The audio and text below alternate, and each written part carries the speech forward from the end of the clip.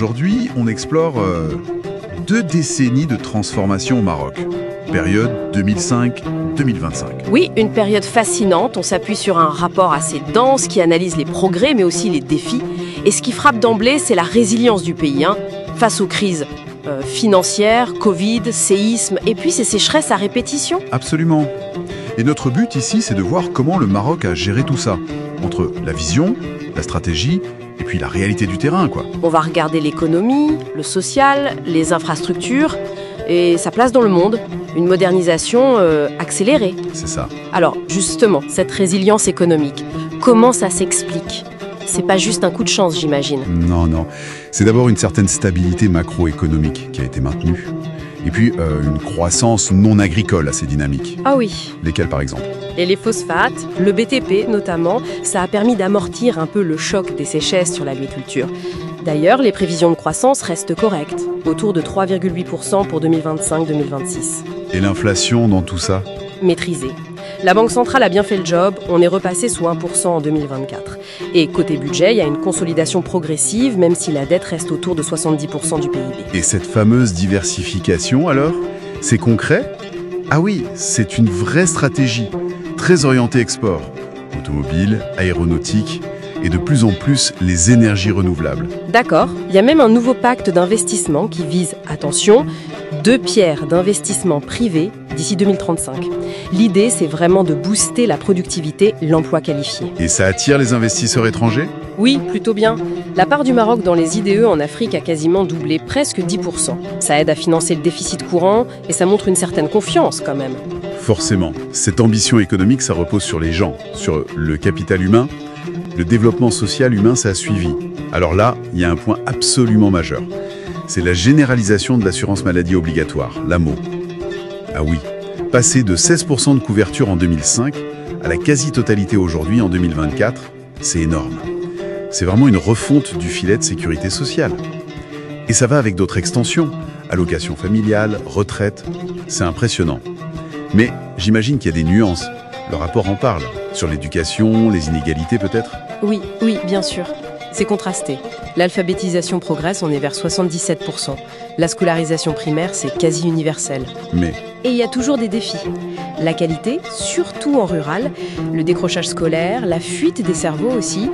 Et puis côté social, la pauvreté globale a baissé, mais les inégalités régionales ville-campagne, elles restent fortes. d'accord. Et un mot sur les droits des femmes. La Moudawana. Oui, le code de la famille. Réformé en 2004, puis une révision en 2023, ça touche des points clés. Mariage, divorce, c'est un chantier important pour les droits des femmes. Ok. Pour soutenir tout ça, il faut des bases solides, les infrastructures. Là, le Maroc a mis le paquet, non ? Ah ça oui, on peut le dire. L'accès routier en zone rurale, par exemple, passé de 54% à 80%. C'est énorme pour désenclaver. Et le port Tanger-Med, Un mastodonte, numéro 1 en Afrique et Méditerranée, et super efficace au niveau mondial, 4e. Et bien sûr, la LGV Alborak. la première d'Afrique. Bientôt juste à Marrakech, c'est ça ? Exactement. Une vraie vitrine. Sans oublier les aéroports modernisés. Et le numérique dans tout ça ? L'infrastructure immatérielle, elle a suivi ou pas ? Et comment ? On parle de saut quantique. La pénétration d'Internet, c'est plus de 92% début 2025. Ah oui. Il y a la stratégie Maroc Digital 2030. Objectif 10% du PIB. L'e-gouvernement avance et l'écosystème start-up est bien vivant. 6e destination pour le capital risque en Afrique en 2024. Impressionnant. Tout ça, ça s'inscrit dans une gouvernance, une vision du pays sur la scène mondiale, rapidement ? Bon, la réforme constitutionnelle de 2011 a lancé la régionalisation avancée. Plus de pouvoir local, en théorie. Le défi, c'est le transfert réel des moyens. D'accord. Et l'environnement ? Gros sujet avec la sécheresse. Oui, vulnérabilité énorme, mais une stratégie très volontariste. Les barrages, bien sûr, mais surtout le pari massif sur les renouvelables. Objectif 52% en 2030. Avec Nour au Arset comme symbole. Exactement, la plus grande centrale solaire concentrée au monde à son lancement.